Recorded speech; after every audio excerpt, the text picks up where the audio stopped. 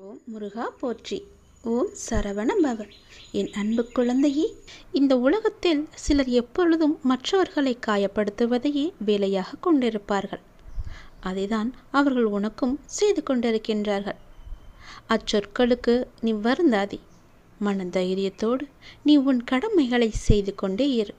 உன்னுடைய ஆற்றலை தேவையற்றவர்களிடம் வீணாக்காதே. உனக்கென்று தனித்து ஓர் ஆற்றல் இருக்கிறது.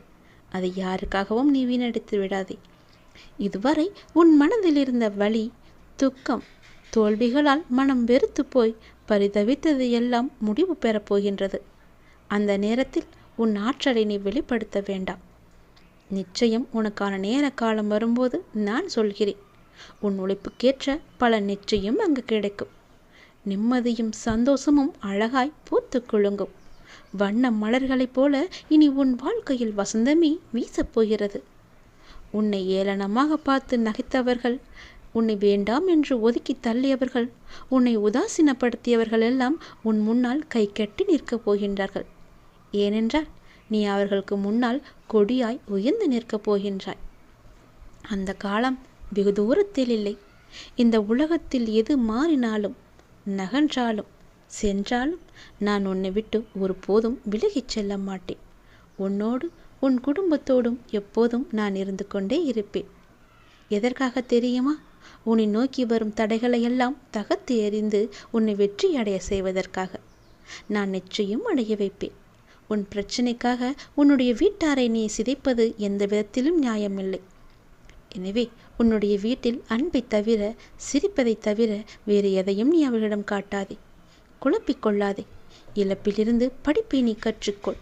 உன் அஜாக்கிரதை, வெகுளித்தனம் உன்னை பிறர் ஏமாற்றவே அது வழி செய்து கொண்டிருக்கிறது.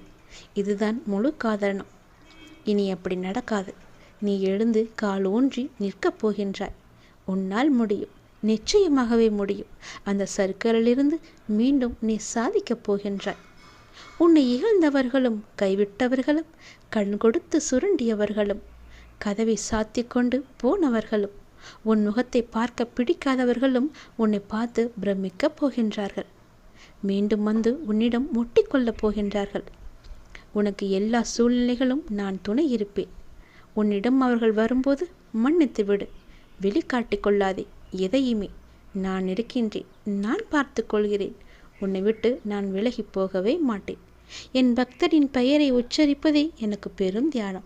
என் பக்தனோடு நடப்பதே எனக்கு ஆனந்தம். என் பக்தனுடைய துன்ப வேலைகளில் இன்பத்தை கொண்டு வருவது எனக்கு கிடைக்கின்ற மிகப்பெரிய திருப்தி. நான் உனக்கு செய்வது எனக்கு திருப்தி அளிக்கின்றது. அதனால் என் திருப்தி எப்போதும் என்னிடம் இருக்க நான் உனக்கு என்னால் முடிந்த உதவிகளை செய்து கொண்டே இருப்பேன். நிச்சயம் நீ நல்வாழ்க்கை வாழ்வதற்கான எல்லா முயற்சிகளையும் நான் செய்வேன். நிம்மதியாகவே இருப்பாய். சந்தோஷமாகவே இருப்பாய்.